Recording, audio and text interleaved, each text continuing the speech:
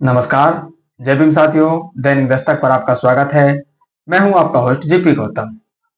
भारत सरकार के द्वारा पाकिस्तान को आतंकवाद के ऊपर जवाबी कार्रवाई की गई है और इस जवाबी कार्रवाई को नाम दिया गया है ऑपरेशन सिंदूर। इस ऑपरेशन सिंदूर को लेकर जैसे ही ये आज रात यानी कि जो रात चली गई है उस रात को ये ऑपरेशन सिंदूर को अंजाम दिया जाता है और उसके बाद लगातार इस देश के जो राजनीतिक दल हैं, उनके जो प्रमुख हैं, उनके जो शीर्ष नेतृत्व है, उनकी तरफ से बयानबाजी चालू हो जाती है। देश की लड़ाई है, देश आतंकवाद के विरुद्ध लड़ाई लड़ रहा है और इस समय साथियों देश के जो राजनेता हैं वो अपने वोटर्स को लुभाने में लगे हुए हैं। लेकिन बहुजन समाज पार्टी और उसकी नेता ने यहां भी साथियों एक लंबी लकीर खींचने का काम किया है और देशवासियों को बताने का काम किया है कि बहुजन समाज पार्टी का एकमात्र उद्देश्य इस देश की सुरक्षा, उसके नागरिकों की सुरक्षा और उज्जवल भविष्य है। उसको राजनीति से लेना देना नहीं है। चाहे इस उज्जवल भविष्य को भारतीय जनता पार्टी करे, चाहे कांग्रेस पार्टी करे, चाहे और कोई सी भी पार्टी करे, हम उस पार्टी का समर्थन करने के लिए तैयार हैं। कैसे? ये साथियों आज इस स्टोरी में आपको बताने वाले हैं। पहलगाम पर जो आतंकी हमला हुआ था साथियों, उसमें आदमियों को धर्म पूछकर, छांट छांट कर गोली से मारा गया था।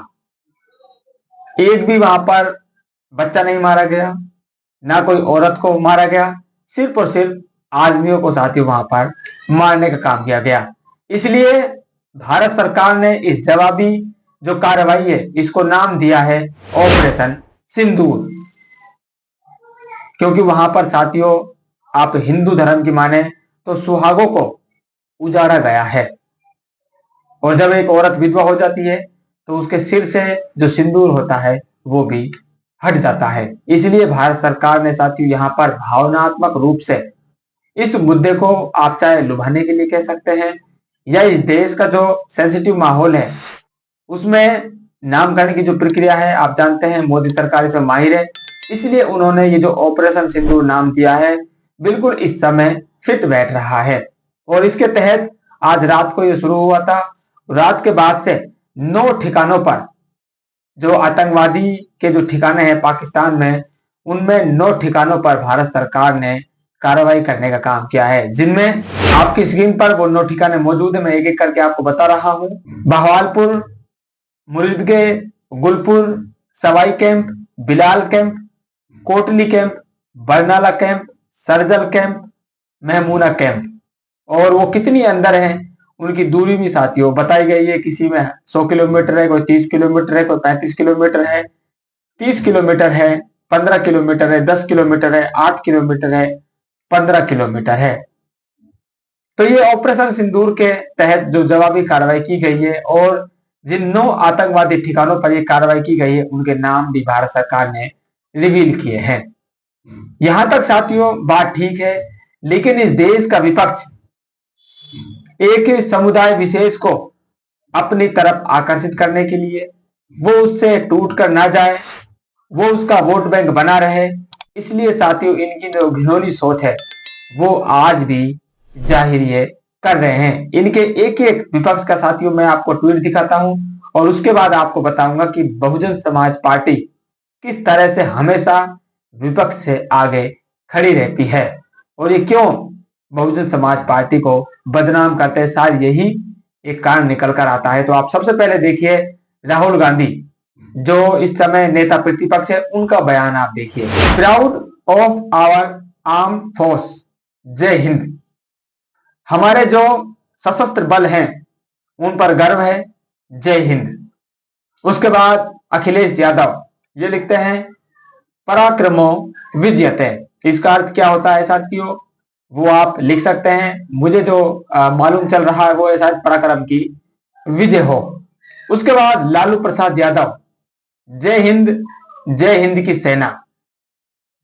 ये 3 बड़े नेताओं के साथियों मैंने आपको ट्वीट दिखाए, ये विपक्ष के बड़े नेता हैं। राहुल गांधी जो भारतीय सेना को गर्व महसूस कर रहे हैं। उसके बाद अखिलेश यादव जी, संस्कृत में कुछ उन्होंने लिखा है और उसके बाद लालू प्रसाद यादव। जय हिंद की सेना। लेकिन अब आप बहन जी का ट्वीट देखिए। बहन जी कहती है, पाकिस्तान में 9 आतंकी ठिकानों को ध्वस्त करने की भारतीय सेना की ऑपरेशन सिंदूर कार्रवाई गौरवमय व सराहनीय है। बहन जी ने यहां पर साथियों क्या लिखा? उन्होंने सेना का भी जिक्र किया, उन्होंने उस ऑपरेशन का नाम भी लिखा, और ये ऑपरेशन किसके खिलाफ चल रहा है उस देश का बाकायदा उन्होंने नाम लिखा। जिन 3 नेताओं का पहले मैंने आपको ट्वीट दिखाया, एक ने भी ना तो ऑपरेशन सिंदूर का नाम लिया, ना उन्होंने पाकिस्तान का जिक्र किया, सिर्फ और सिर्फ भारतीय सेना उन्होंने शब्द यूज करके काम चला लिया। आखिर ऐसी क्या बात है साथियों जो ये तीनों विपक्षी नेता पाकिस्तान का नाम नहीं लिख पा रहे हैं? क्या आप इस बात को समझ रहे हैं? आखिर ऐसी कौन सी बात है जिस देश के खिलाफ भारत लड़ाई लड़ रहा है उस देश का नाम ये लोग नहीं लिख सकते हैं? इसके पीछे साथियों जो बात बताई जा रही है और जो बात निकल कर भी आती है, जो आम चर्चा में रहती है कि ये लोग नहीं चाहते कि जो मुसलमान वोटर्स हैं वो इन विपक्षी नेताओं से दूर जाए। ये लोग अपने मुसलमान वोटर्स को खुश रखना चाहते हैं, ये दिखाना चाहते हैं भाई जब आपके खिलाफ भारतीय जनता पार्टी लड़ रही थी तब भी हम लोगों ने आपका नाम नहीं लिखा। ये संदेश देना चाहते हैं। इस संदेश से साथियों आपको क्या अर्थ आप निकालते हैं वो तो आप ही जाने। आप कमेंट करके भी अपना अर्थ बता सकते हैं। लेकिन इस देश में साथियों विपक्ष में एक और पार्टी है, बहुजन समाज पार्टी। उस पार्टी का नेता पाकिस्तान का सबसे पहले जिक्र करता है। उसको वोटर्स की चिंता है, अपने देश की चिंता है, अपने देशवासियों की चिंता है, उसे राजनीति की चिंता नहीं है। मुसलमान वोट देता है या नहीं देता है उसे परवाह नहीं है, लेकिन इस देश का एक एक नागरिक जिसमें मुसलमान भी शामिल है उस नागरिक की सुरक्षा पहले है। और वो नागरिक जिस धरती पर रहते हैं उस धरती की सुरक्षा पहले है। अब उस सुरक्षा को कौन कर रहा है ये मायने नहीं रखता है। उस सुरक्षा को चाहे बीजेपी इस समय लीड कर रही है, चाहे कांग्रेस लीड कर रही है, बहुजन समाज पार्टी उसके साथ खड़ी है। ये आज भी बसपा ने दिखा दिया है। और क्यों विपक्ष हमेशा बसपा से दूरी बनाकर चलता है उसका एकमात्र कारण यही है कि बहुजन समाज पार्टी कभी भी वोट की राजनीति नहीं करती है, वो वोटर्स की राजनीति करती है।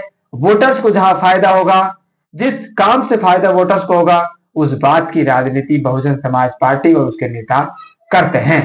बहन जी की ये जो पोस्ट आज आपने देखी, एक बार फिर आपको साथ दिखाता हूं। बहन जी जिसमें लिखती है कि पाकिस्तान के 9 आतंकी ठिकानों को ध्वस्त करने की भारतीय सेना की ऑपरेशन सिंदूर कार्रवाई गौरवमय व सराहनीय है।